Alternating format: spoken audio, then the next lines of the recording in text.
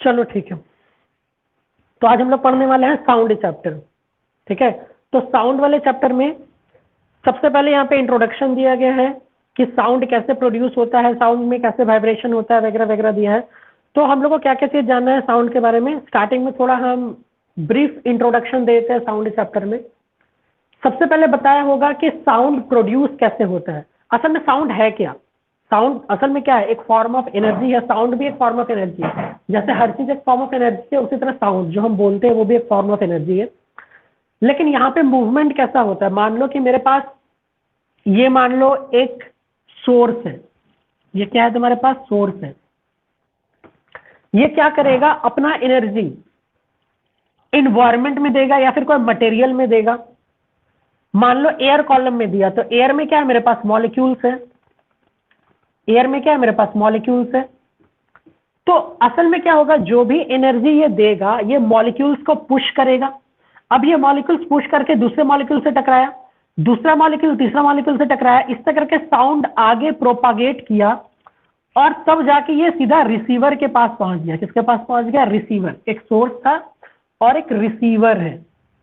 Receiver का काम क्या होगा? ये साउंड को रिसीव करेगा और सेंसेशन ऑफ हियरिंग देगा। अब देखो एक चीज और बात है कि जैसे ये मॉलिक्यूल्स यहां पर ऐसे करके टकराया, तो मॉलिक्यूल्स के बारे में जान लेना कि ये जो मॉलिक्यूल्स होता है ना, वो कैसा मॉलिक्यूल्स होता है? मॉलिक्यूल्स इलास्टिक होता है।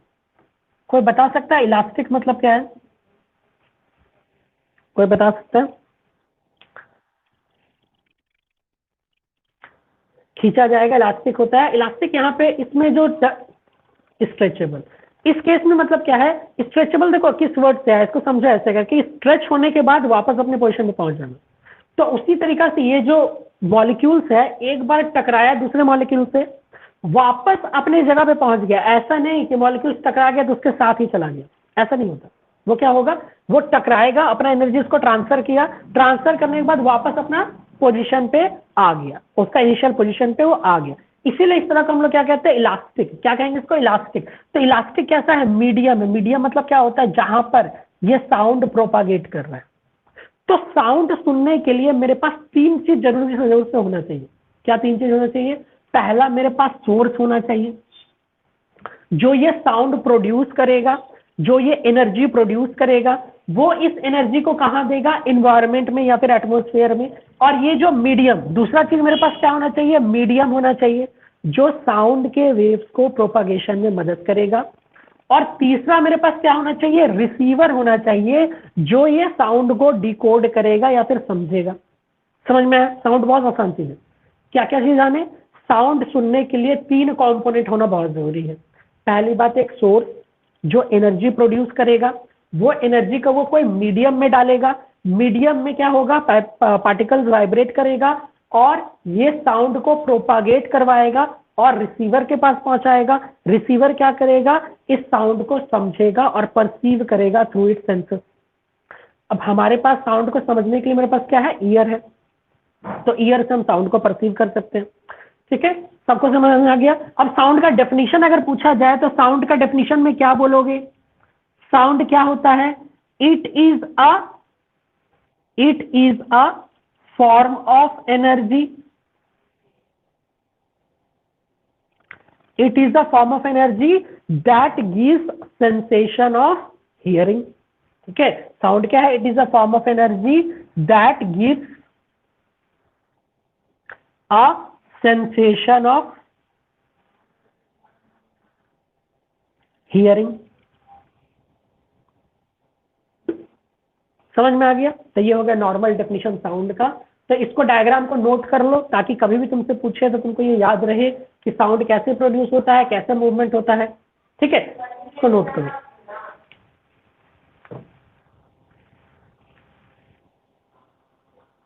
हम बोले इसको नोट करो।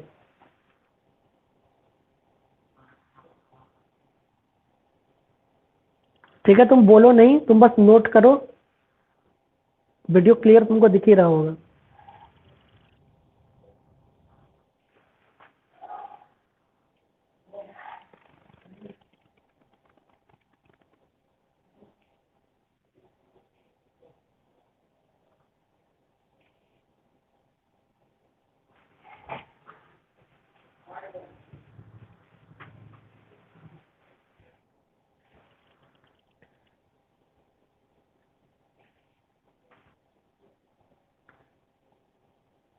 बाकी लोग का आवाज आ रहा है ना? कुणाल,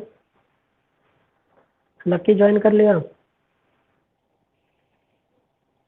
ठीक।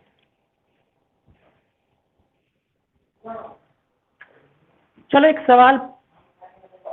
सवाल है कि क्या अगर बिना मीडियम के साउंड ट्रैवल कर सकता है? मान लो अगर यहाँ पे हम कोई मीडियम ही नहीं रखते हैं, मान लो मीडियम को घटा दिए या फिर खत्म कर दिए, या फिर मान लो अगर हम वैक्यूम क्रिएट कर दिए, तो वैक्यूम मतलब क्या होता है? कुछ नहीं। अगर यहाँ पे वैक्यूम है तो क्या कभी साउंड ट्रैवल कर सकता है? तो इसका आंसर क्या होगा? No, sound can not travel in vacuum, क्योंकि ये जो मैकेनिकल एनर्जी है, इस एनर्जी को ले जाने के लिए कोई मटेरियल ही नहीं है। तो ये साउंड आगे प्रोपागेट कर सकता है क्या? नहीं प्रोपागेट कर सकता। तो इसका क्वेश्चन लिखो, can sound travel in vacuum? Question लिखो, can sound travel in vacuum?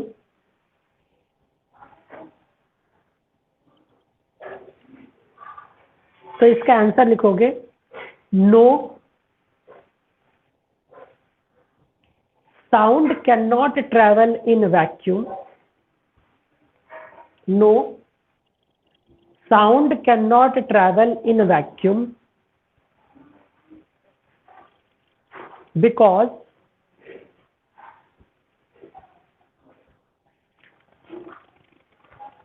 sound requires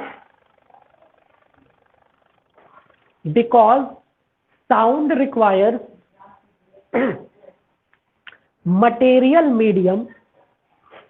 Sound requires material medium for its propagation. Sound requires material medium. Sound requires material medium for its propagation.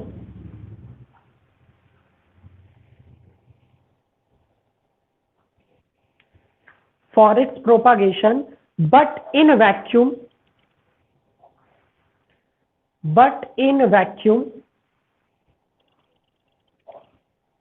there is no material medium.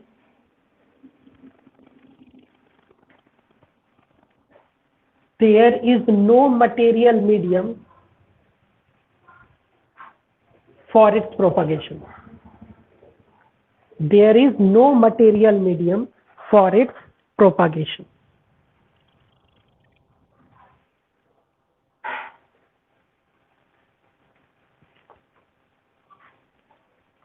अच्छा, हमको कोई बता सकता है कि क्या है कोई फॉर्म ऑफ एनर्जी है जो कि वैक्यूम में भी ट्रैवल कर सकता है? कोई एग्जांपल बता सकता है ऐसा फॉर्म ऑफ एनर्जी का जो वैक्यूम में भी ट्रैवल कर सकता है?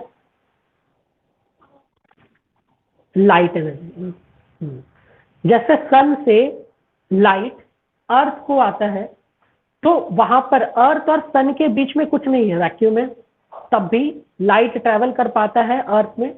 ठीक है, तो ये लाइट ही एक ऐसा फॉर्म ऑफ एनर्जी है जो कि प्रोपागेट कर सकता है without the requirement of any material medium. ठीक है, चलो आज हम लोग ये वाला चैप्टर आगे पढ़ते हैं। कौन पढ़ेगा आज? चलो आदित्य तुम आज पढ़ो, इंट्रोडक्शन से पढ़ो।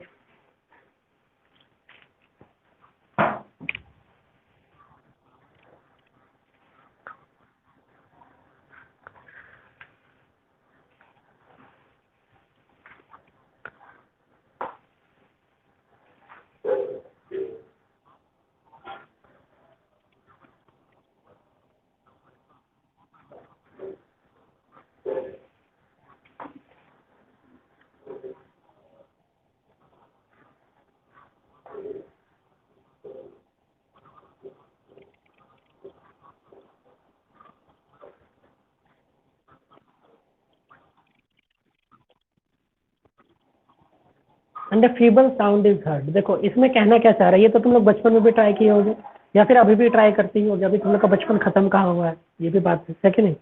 तो एक रबर बैंड लिया गया, बच्चा क्या किया, एक एंड को अपने मुंह में रखा, दूसरे एंड को अपने हाथ में रखा, उसके बाद ये स्ट्रिंग को प्लग किया, प्लग करने के बाद ये स्ट्रिंग ऐसे ऐसे करके वाइब्रेट करना शुरू करेगा, ऐसे ऐसे करके अपने वाइब्रेट करने लगेगा। अच्छा, तो उसका तुमको एक फीबल साउंड सुनाई पड़ने लगता है, जैसे कोई भी चीज बहुत तेजी से आता है तो एक फीबल साउंड प्रोड्यूस होने लगता है। ऐसा क्यों हुआ? जब ये ऐसे वाइब्रेट कर रहा था तो यहाँ पर एयर कॉलम होगा ना, उस एयर कॉलम को ये वाइब्रेट करवा दिया होगा, जिसके कारण क्या हुआ, ये साउंड प्रोड्यूस किया। अब देखो साउंड का भी कुछ कुछ फ्रीक्वेंसी, जैसे हर इंसान का एक पर्टिकुलर रेंज होता है, हर ह्यूमंस का एक पर्टिकुलर रेंज होता है साउंड सुनने का। तो हम लोग का जो रेंज है वो हम लोग का रेंज है 20 हर्ज से 20 किलो हर्ज। अब तुम्हारे मन में सवाल लगा, सर ये आप क्या बोल रहे हैं, हर्ज किलो हर्ज होता क्या है, समझ नहीं आ रहा। देखो देखो, अगर मान लो, देखो सबसे पहले फ्रीक्वेंसी के बारे में समझ लेते हैं। फ्रीक्वेंसी देखो, तुम अगर मेनली सुने होगे फ्रीक्वेंसी वर्ड, सुने हो फ्रीक्वेंसी मतलब क्या होता है? कोई बता सकता है फ्रीक्वेंसी मतलब क्या होता है? कोई बता सकता है फ्रीक्वेंसी मतलब क्या? वाइब्रेशन। फ्रीक्वेंसी मतलब होता है कि कोई भी काम को तुम 1 मिनट या फिर कोई भी टाइम में, हाँ, कितना बार कर सकते हो, उसको कहते हैं फ्रीक्वेंसी। कोई भी काम को, हाँ, तुम कोई भी काम को कितना बार करते हो, कोई तुम यूनिट कुछ भी ले सकते हो, जैसे डे ले सकते हो, आवर ले सकते हो। जैसे कोई बोलेगा कि हम 1 मिनट में 50 पुशअप्स मार सकते हो, तो वो उसका फ्रीक्वेंसी हुआ कि 1 मिनट में 50 पुशअप्स मार रहा है, तो उसका फ्रीक्वेंसी हुआ।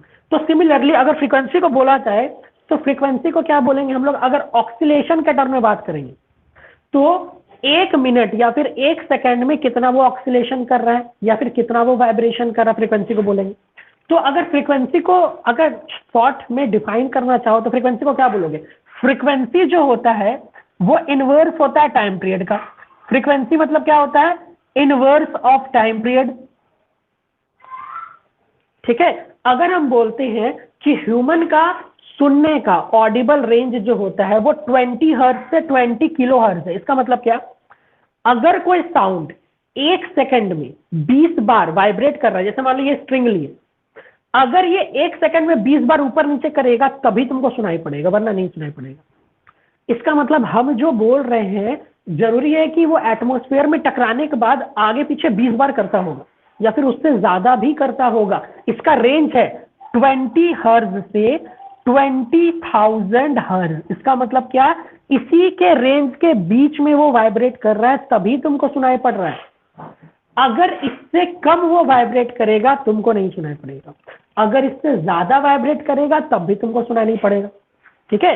तो ये हम लोग का ऑडिबल रेंज होता है। तो तुम इसको लिखना चाहो तो लिख लो कि the audible range of human, the audible range of human,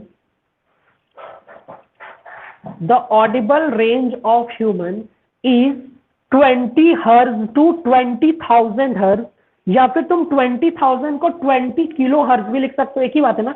kilo मतलब क्या होता है? 1000, तो 20 के बाद 3 जीरो लग गया, तो तुम इसको ऐसे भी लिख सकते हो या फिर तुम इसको ऐसे भी लिख सकते हो। ठीक है। तो रेंज ऑफ ह्यूमन क्या होता है? 20 हर्ट्ज से 20 किलो हर्ट्ज। नोट कर लिए? चलो एक चीज और जान लो, तुम लोग जानते हो ना कि कुत्ता लोग हम लोग से ज्यादा अच्छा तरीका से सुन पाता है, कुछ कुछ जानवर जैसे बिल। The audible range of human is 20 hertz to 20,000 hertz, या फिर 20 हर्ट्ज टू 20 किलो हर्ट्ज, एक ही बात है।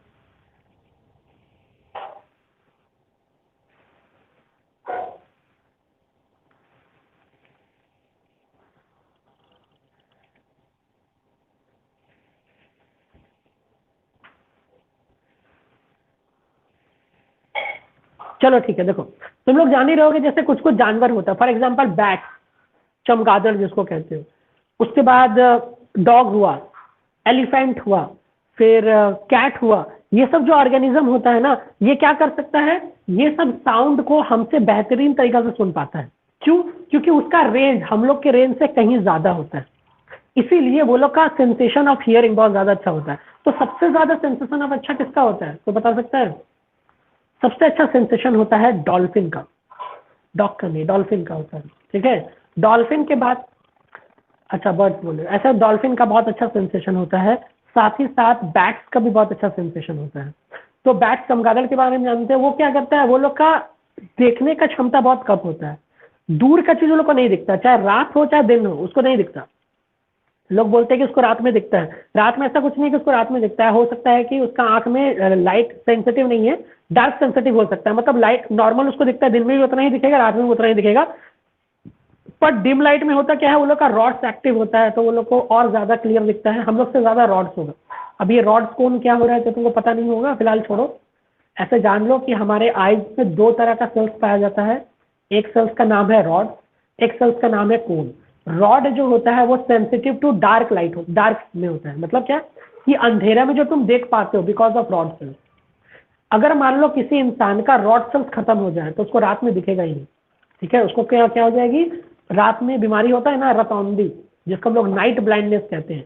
नाइट ब्लाइंडनेस में क्या होता है, कोई पर्सन अगर विटामिन ए नहीं लेता है तो उन लोग का बॉडी में रॉड सेल्स बनता नहीं है, जिसके कारण क्या होगा, उसको रात में दिखेगा ही, ठीक है। Cones sensitive to bright light होता है तो कोन्स के कारण तुमको कलर वगैरह दिखता है, ठीक है। तो जो बैट होता है, बैट का रॉड्स ज्यादा डेवलप होगा, इसीलिए बोला जाता है कि रात में उसको क्लियर दिखता है। असल में उसको रात में दिखता है और नॉर्मली दिखता है जितना दिन में दिखेगा। अगर मान लो कि पूरा बादल छा गया है पूरा एटमोस्फेयर में, तब भी उसको दिखेगा उतना ही, क्योंकि अंधेरा में दिखेगा, अंधेरा की बात है। लेकिन बैट्स क्या करता है, अपने आप को ऑब्जेक्ट से बचाने के लिए वो क्या करता है, एक साउंड प्रोड्यूस करता है, जिसको हम लोग उसको क्या करते हैं, साउंड प्रोड्यूस करता है। वो साउंड कोई ऑब्जेक्ट से टकराता है, टकराने के बाद जो उसका वाइब्रेशन रिसीव होता है, जो वो रिसीव करता है कान में, उससे वो दूरी पता कर लेता। सोच रहे हो कितना परफेक्ट वो कैलकुलेशन कर पाता होगा। कुछ बोला, वो आवाज दीवार से टकराया, टकराने के बाद उसके कान में आया तो उसको डिस्टेंस पता चल गया कि हाँ मेरे सामने इतना दूर पे दीवार है, इसके बगल में ये ऑब्जेक्ट है, तो वो तुरंत अपना डायरेक्शन चेंज कर लेता है, ठीक है। तो इस तरह करके बैट तुम देखोगे बहुत फास्ट उड़ता भी है और अपना डायरेक्शन में आने वाले ऑब्स्टैकल को भी फेस करता हुआ चल जाता है। ये सारा उसको कौन से मिला है, बिकॉज ऑफ हिज ईयर्स। ये उसका ईयर्स का योगदान है कि वो मूव भी कर पा रहे हैं, ठीक है। चलो आगे पढ़ते हैं, नेक्स्ट नेक्स्ट लाइन पढ़ो।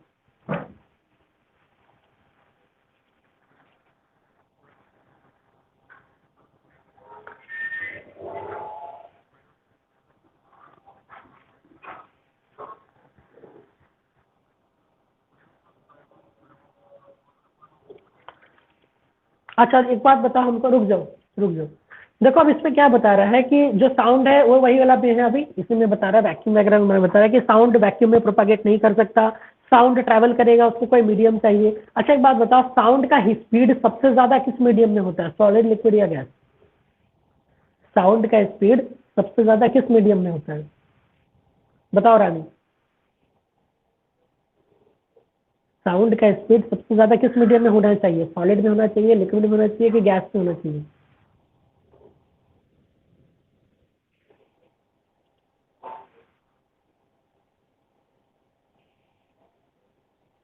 रानी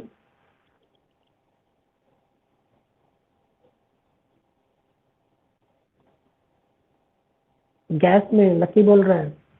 रानी तुम बताओ।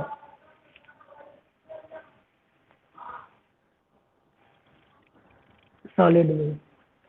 साउंड का जो स्पीड होता है सबसे ज्यादा सॉलिड में हो रहा है अकॉर्डिंग टू रानी। अच्छा क्यों होता है रानी, कोई बता सकती है, एक्सप्लेनेशन दे सकती है? अगर सॉलिड में होता है तो क्यों होता है,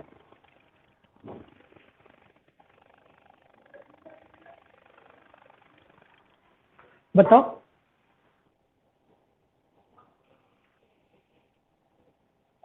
सॉलिड में होता है तो क्यों होता है, कोई बता सकता है, कोई भी, एनीवन, ओपन क्वेश्चन सबके लिए।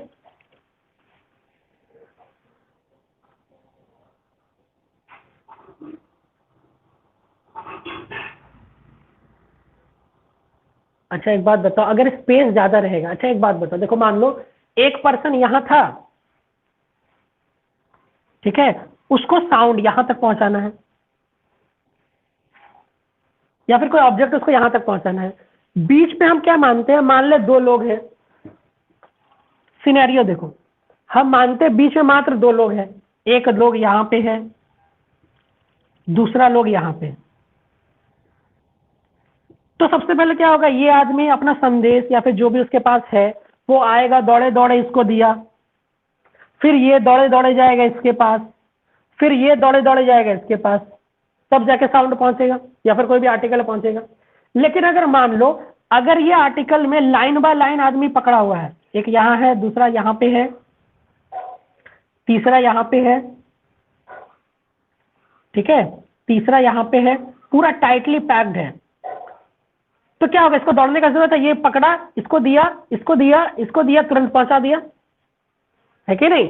समझ में आ रहा है क्या हो रहा है? ये क्या हो रहा है, साउंड लेके आया फिर वापस पहुंचा, फिर लेके आया फिर वापस आया, फिर लेके आया फिर वापस आया। इस केस में क्या हो रहा है, तुरंत तुरंत ये नेक्स्ट आर्टिकल को देते चला गया। तो सॉलिड में टाइटली पैक्ड होने के कारण साउंड का स्पीड बहुत तेज हो जाता है।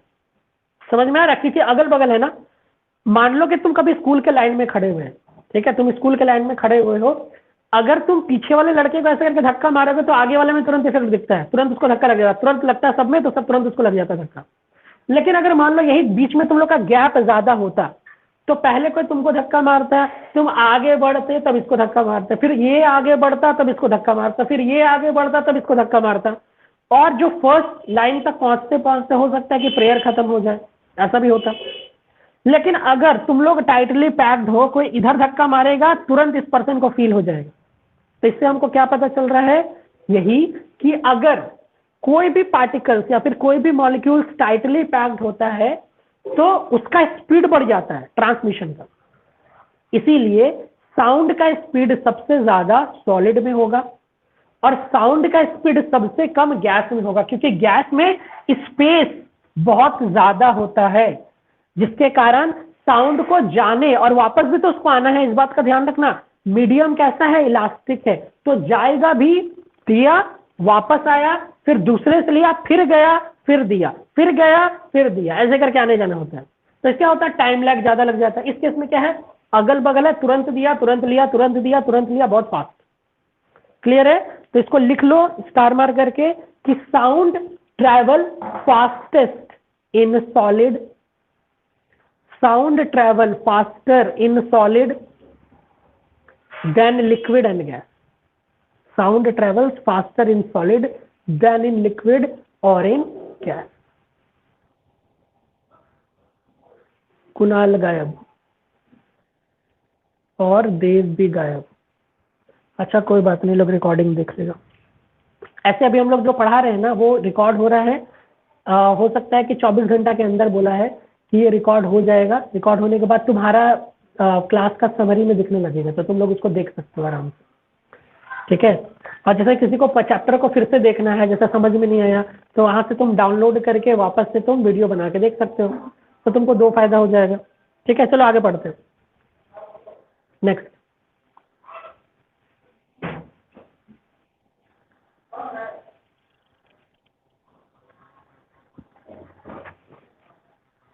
ऊपर वाला छूट गया था, ऊपर वाला छूट गया था आदित्य।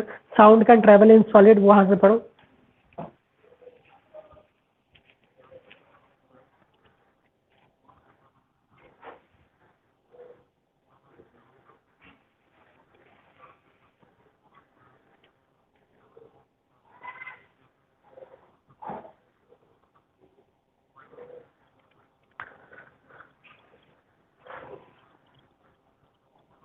देखो क्लियर हो गया। सॉलिड में साउंड का स्पीड 5000 मीटर पर सेकंड है। सोच रहे हो एक सेकंड में 5000 मीटर जा सकता है। लिक्विड में 1500 मीटर पर सेकंड है और गैस में क्या है तुम्हारा 330 मीटर पर सेकंड, मतलब गैस में बहुत आस्ते से जा रहा है। ठीक है, आगे propagation of sound in air.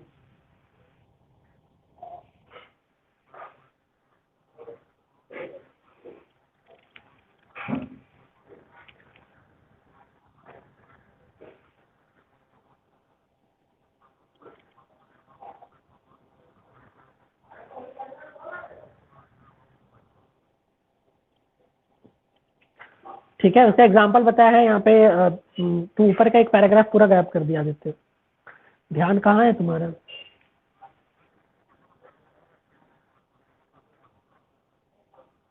अच्छा हम ही बोले प्रोपगेशन ऑफ साउंड। चलो ठीक है, आगे पढ़ो।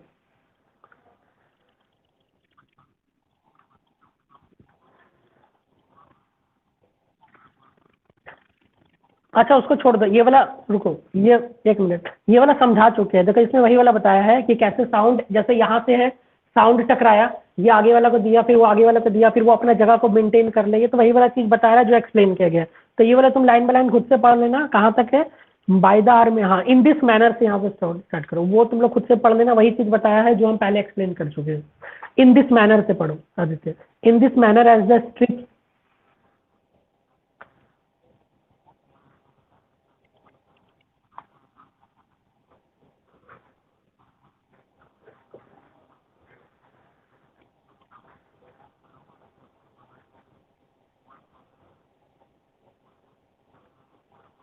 हाँ, देखो इसमें कहना क्या चाह रहे हैं कि मान लो जैसे मेरे पास एक मॉलिक्यूल है, दूसरा मॉलिक्यूल है, तीसरा मॉलिक्यूल है, चौथा मॉलिक्यूल है। जब इसको एनर्जी मिला तो ये इसके पास आया, तो यहाँ पर क्या हो गया, गैप घट गया, यहाँ पे गैप घट गया, फिर ये आया इसके पास, ये फिर इसको टकरा के एनर्जी दे दिया, और फिर जब ये इसके पास पहुंचेगा तो यहाँ पर गैप घटेगा, ये अपना एनर्जी इसको ट्रांसफर कर, ये वापस अपना जगह पहुंच गया, ये भी वापस अपना जगह पहुंच गया। तो यहाँ पे क्या हो रहा है, इसको बोल रहा है कॉम्प्रेशन। यहाँ पे क्या हो रहा है, कॉम्प्रेशन, एक दूसरे के क्लोज आ रहा है। और इस जगह पे जो दूर गया है इसको हम लोग क्या कहते हैं, रेयरफैक्शन। इसी को हम लोग कहते हैं रेयरफैक्शन। तो कॉम्प्रेशन और रेयरफैक्शन होते जाते ये साउंड ट्रैवल आगे होते चले जाता है। अब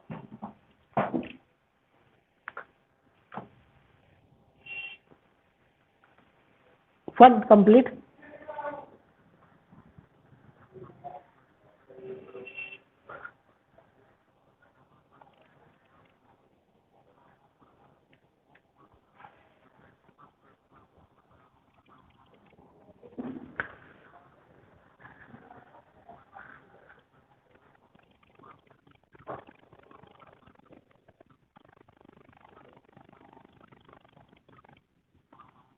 हाँ, तो देखो अब इसमें देखो वेव्स के बारे में बताया गया है कि अब जैसे ये साउंड आगे की तरफ जा रहा है तो आगे प्रोपागेशन ऑफ वेव्स होता चला जा रहा है, जिसको हम लोग कहते हैं लॉन्गिट्यूडिनल वेव्स। देखो दो तरह का वेव्स होता है, मेनली ये भी जान लो, आगे हम बता देते हैं। एक होता है, देखो वेव्स जो होता है वो दो फॉर्म का होता है। एक होता है तुम्हारा ट्रांसवर्स वेव और एक होता है तुम्हारा लॉन्गिट्यूडिनल वेव। ट्रांसवर्स वेव क्या होता है, ये ऊपर नीचे जाएगा, मतलब वर्टिकल और हॉरिजॉन्टल जाएगा। और लॉन्गिट्यूडिनल वेव कैसे जाएगा, ऐसे हॉरिजॉन्टल जाएगा। तो ट्रांसवर्स वेव कैसे जाएगा, वर्टिकल अप एंड डाउन, मतलब एक जगह पे खड़ा होके ऊपर या फिर नीचे, ऊपर या फिर नीचे ऐसे मूव करेगा। और लॉन्गिट्यूडिनल वेव कैसे जाएगा, हॉरिजॉन्टल हॉरिजॉन्टल मूवमेंट, मतलब एक पार्टिकल यहां है, दूसरा पार्टिकल मूव करके यहां, फिर ये आगे करके मूव करके ऐसे, तो ऐसे करके ये जाता है। अब देखो जब साउंड ट्रैवल करता है तो साउंड लॉन्गिट्यूडिनल वेव के द्वारा ही जा रहा है ना, देखो ऐसे करके जा रहा है। देखो नाम लॉन्गिट्यूडिनल है लेकिन लैटिट्यूड जैसा काम कर रहा है। देखो कंफ्यूज मत होना, उल्टा मत कर देना। लॉन्गिट्यूडिनल मतलब ये मत समझ लेना वर्टिकल ऊपर या नीचे, लॉन्गिट्यूडिनल मतलब ऐसे हॉरिजॉन्टल, इस केस में हॉरिजॉन्टल होता है। तो साउंड ऐसे करके जा रहा है, ऐसे करके आगे करके प्रोपागेट कर रहा है। अच्छा, जैसे कभी भी तुम लोग पोखर पे ढेला मारे हो, पोखर में जब ढेला मारे होगे तो जैसे पत्थर पोखर में गया तो वो अपने चारों तरफ रिपल्स बनाता है। इसको हम लोग क्या कहते हैं, रिपल्स, वेव बनाता है ना, देखे होगे। ये क्या होता है, ऐसे करके वेव बनता है। लो इसको डीप करके दिखा देते हैं। ये क्या बनता है, ऐसे करके वेव बनता है। तुम देखोगे कि कुछ वेव्स अपने जगह पे घूमता है, कुछ वेव्स आगे की तरफ आता है, धीरे धीरे वेव्स बड़ा होते जाता है। तो ये जो मूवमेंट हो रहा है इधर से इधर की तरफ, तो ये हो रहा है लॉन्गिट्यूडिनल। मतलब अगर वेव इधर से लेके यहां तक पहुंच गया होगा लॉन्गिट्यूडिनल। कुछ वेव अपने जगह पे ही ऊपर नीचे कूदता है ऐसे करके, ये अपने जगह पे ही कूद रहा है, तो ये कैसा वेव है, ट्रांसवर्स वेव है। अंतर समझ में आ गया, इसको नोट करो, ये बहुत इंपॉर्टेंट, आगे काम देगा। Transverse wave, longitudinal wave. Transverse wave क्या करेगा, ऊपर नीचे, वर्टिकल अप एंड डाउन, और हॉरिजॉन्टल, लॉन्गिट्यूडिनल वेव को हॉरिजॉन्टल मूवमेंट करेगा। ये इसी के कारण प्रोपागेशन होता है, लॉन्गिट्यूडिनल वेव्स के कारण क्या होता है, प्रोपागेशन।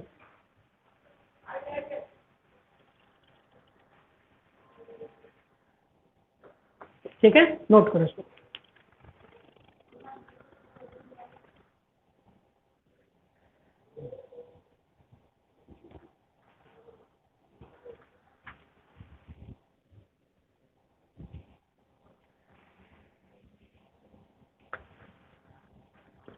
नोट हो गया सबका।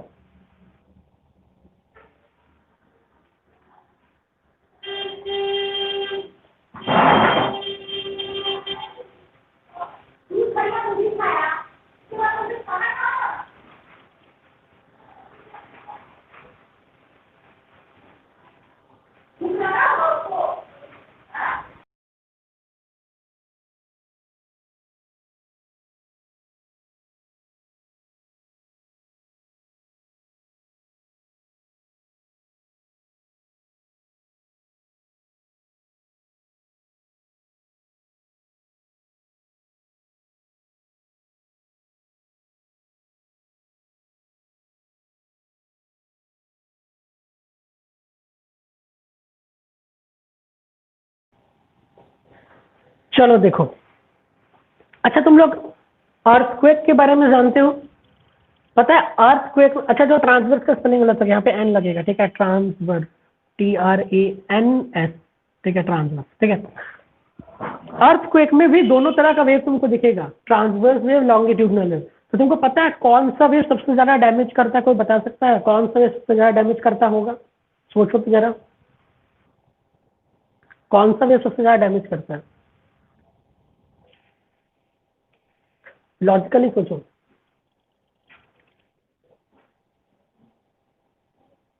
कोई बता सकता है? ट्रांसवर्स, लॉन्गिट्यूडनल, और कोई?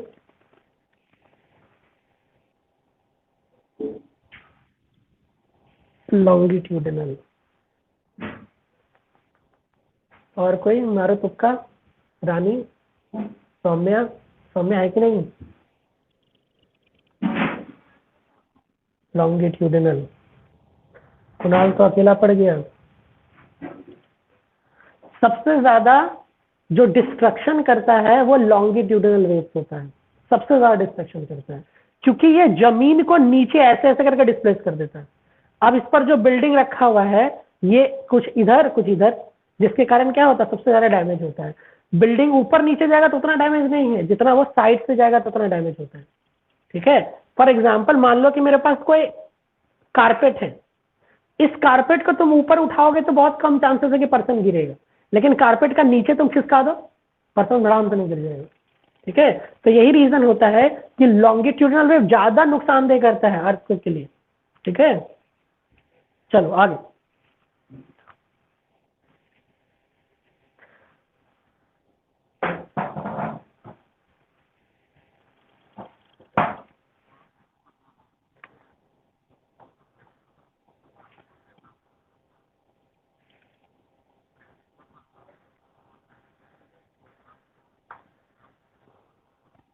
ठीक है, तो यही बता रहा है कि ऐसे क्या होता है कि एनर्जी वो ट्रांसफर करता है एक मीडियम से दूसरे मीडियम में, वो ट्रांसफर करता है और सबका स्पीड सेम रहता है, ओवरऑल स्पीड बताया सेम रहता है।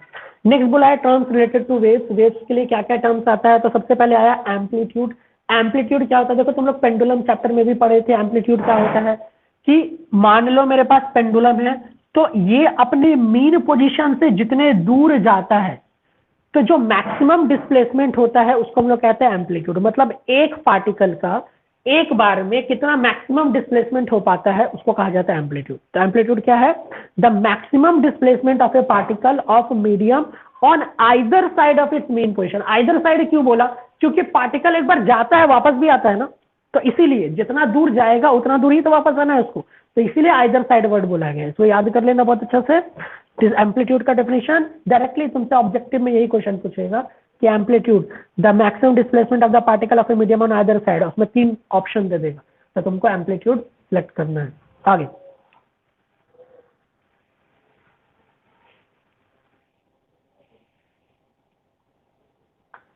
पढ़वा देते हैं।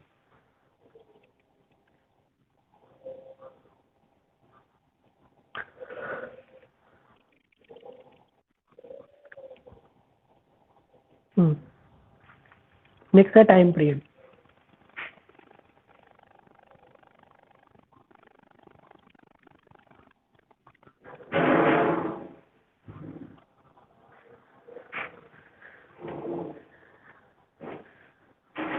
हाँ, तो टाइम पीरियड क्या हो गया कि पूरा कंप्लीट रोट, ये कंप्लीट अपना क्या बोलेंगे इसको, ऑक्सीलेशन। मान लो कि अगर मेरे पास पेंडुलम है तो ये अपना कंप्लीट ऑक्सीलेशन करने में जितना टाइम लगा है उसको हम लोग कहते हैं टाइम पीरियड। मतलब क्या? अपने मीन पोजीशन से निकला, मैक्सिमम डिस्प्लेसमेंट किया, करने के बाद वापस अपने मीन पोजीशन पे आया और अपने बगल वाले पार्टिकल के फिर यहाँ पे पहुंचा, फिर वापस अपने मीन पोजीशन के पास पहुंचा, इसको कहते हैं टाइम पीरियड। तो एक कंप्लीट ऑक्सीलेशन करने में जितना समय लगता है उसको कहते हैं टाइम पीरियड। तो क्या हो गया time period? The number of complete oscillation, the time taken to complete one oscillation is called time period. Frequency क्या होगा कि फ्रीक्वेंसी होगा the number of oscillation in 1 second, उसमें टाइम कांस्टेंट हो जाएगा, मतलब 1 सेकंड में कोई कितना ऑक्सीलेशन कर रहा है उसको कहते हैं फ्रीक्वेंसी। Next frequency.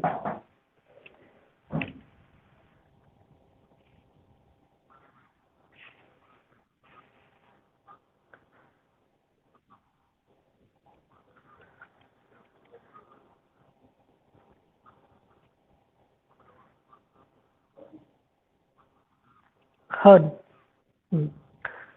नेक्स्ट, आगे पढ़ो। इसका ऐसा यूनिट याद रखना, हर्ट्ज होता है, ये तो बता ही चुके थे पहले ही, है ना, फ्रीक्वेंसी के बारे में बता ही चुके हैं। आगे, the frequency of A wave,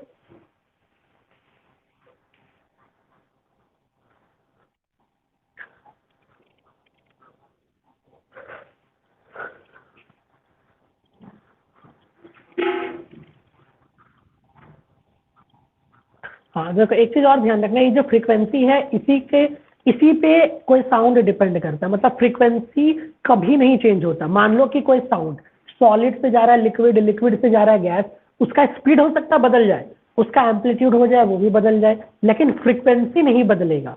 ठीक है, कोई भी साउंड का फ्रीक्वेंसी नहीं बदलता है, कोई भी मीडियम से वो प्रोपागेट करे तब भी उसका फ्रीक्वेंसी नहीं बदलेगा।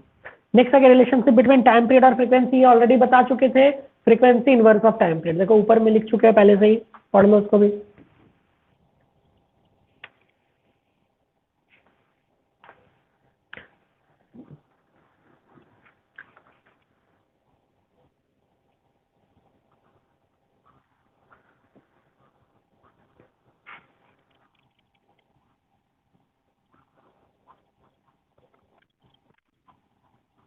तो इसका उल्टा भी कर सकते हो, टाइम को ऊपर भेजो फ्रीक्वेंसी नीचे आ जाएगा, तो time will be equal to 1 by frequency बोलो, या फिर frequency is equal to 1 by time बोलो, दोनों एक दूसरे के इनवर्स है। नेक्स्ट आ गया वेवलेंथ, वेवलेंथ क्या होता है?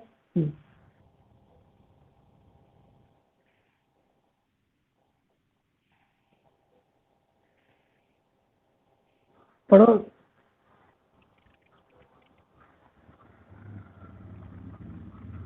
लैम्डा।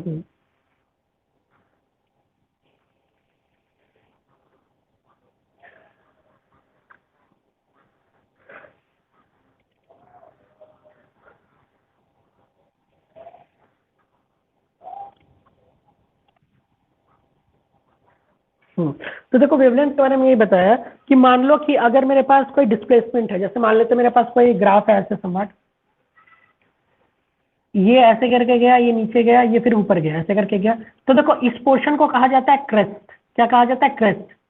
और जो नीचे का पोर्शन होता है उसको बोलते हैं ट्राउट। तो दो कंसेक्यूटिव क्रेस्ट के बीच का जो डिस्टेंस है उसको लैम्डा से रिप्रेजेंट करते हैं। ठीक है, इसको हम क्या कहते हैं? लैम्डा कहते हैं। तो उसी को वही बताया गया है, the distance travelled by the wave in one time period, या फिर तुम इसको ऐसे भी बोल सकते हो, कितना दूरी एक सेकंड में कोई वेव ट्रैवल करता है उसको कहते हैं हम लोग वेवलेंथ, ऐसे ही बोल सकते हो। ठीक है, तो वही बता रहा है कि the distance travelled by the wave in one time period of vibration of particle of a medium is called wavelength. इसका ऐसा यूनिट क्या होता है? मीटर होता है, इसको लैम्डा से हम लोग रिप्रेजेंट करते हैं। ठीक है, आज हम लोग यहीं तक रहने देते हैं वरना बहुत ज्यादा हो जाएगा तुम लोग के लिए। यहाँ तक क्या करोगे? अच्छे से पढ़ोगे, नोट्स बना के इसको याद करोगे। अगर तुम लोग को लेक्चर में दिक्कत है तो तुम पास रिकॉर्डिंग अवेलेबल होगा, रिकॉर्डिंग तुरंत अपडेट हो जाएगा 1 घंटा या फिर 2 घंटा बाद, तो तुम लोग दोबारा से चेक कर सकते हो अगर कोई टर्म में समझने में दिक्कत हो रहा है।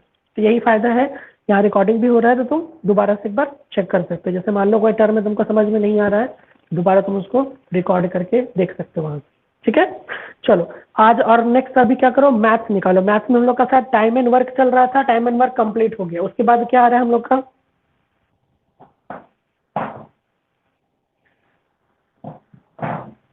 मैथ्स निकालो तो सबको।